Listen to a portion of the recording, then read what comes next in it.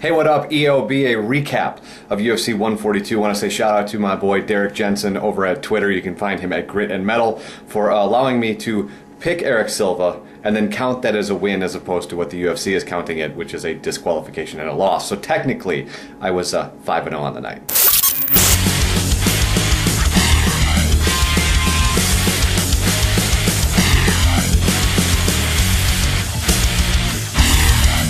Now, normally I would have done this update on Sunday morning, but I kind of wanted some time to think about actually what happened at UFC 142. We saw some amazing fights. You saw Edson Barboza and that wheel kick, never been done in the UFC. That kid, as I told you, one of my faves, and I cannot wait to see what 2012 has for him. Then we get to the Eric Silva fight. Eric Silva absolutely handled Prater. And unfortunately got disqualified for what are called illegal hits to the back of the head. Joe Rogan, kind of out of character, decided to call Yamasaki out on the carpet, and here's the deal.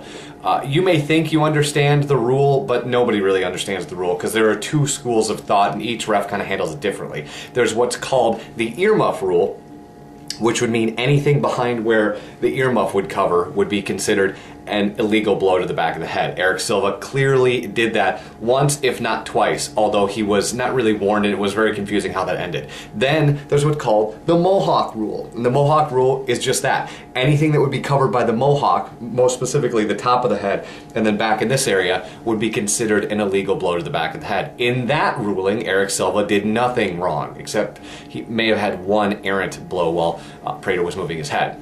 So the issue that comes out of UFC 142 is the need to kind of figure out what the rule is going to be. Because two fights later, when you have Vitor Belfort in his own guard pounding Anthony Johnson in the back of the head and not getting any warning, it makes you go, okay, so the new guys, they have a different rule than the veterans? Is that how this works? Then we go to the main event where Jose Aldo, who clearly was going to beat Chad Mendes. This is not what I'm saying. But when Chad Mendes goes to take him to the ground with a suplex, he grabs the cage and nothing happens to him. So the champs, they have a totally different rule set that they abide by.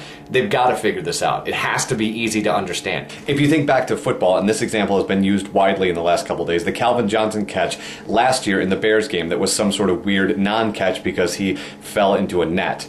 That was a very weird rule that is actually somewhere in the annals of the NFL and is actually something you could look up, but not one that the fans were very well versed in. Thus, lots of people get on Twitter, lots of people get on Facebook, and they start screaming about it, and the NFL has to take a look at it. With the UFC and MMA in particular, although there are unified rules, they are not enforced universally, and I think that's the thing that needs to be changed. Although UFC 142 was a blast to watch, saw some great fights, the thing that comes out of this is, number one, Anthony Johnson needs to get a hold of Dolce, and if he's going to get back in the UFC, and I'm not sure he really should be allowed to because he nearly killed himself with that weight loss that really shouldn't be weight loss since he went up a weight class, he's going to get the UFC in some sort of big, huge thing that they don't want to get involved in, because he would be the type of guy that would kill himself to make weight, and really that is totally unnecessary. He should fight at 205 if it's that big of a deal.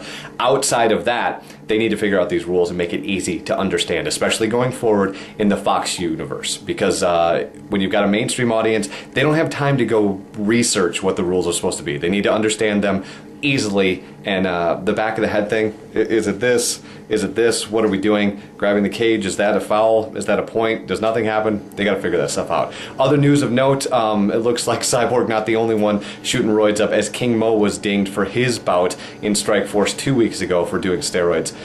So we look forward to seeing what comes out of that. He did not need the steroids to be in that fight, but maybe it's an injury, and we'll figure out what his story is going to be. More UFC this week. Friday night going to be on FX. Next week we go back to Fox. Lots of MMA action. We will have it all covered. Way of the Warrior, Twitter and Facebook. Just search the link below. COB. Talk to you soon.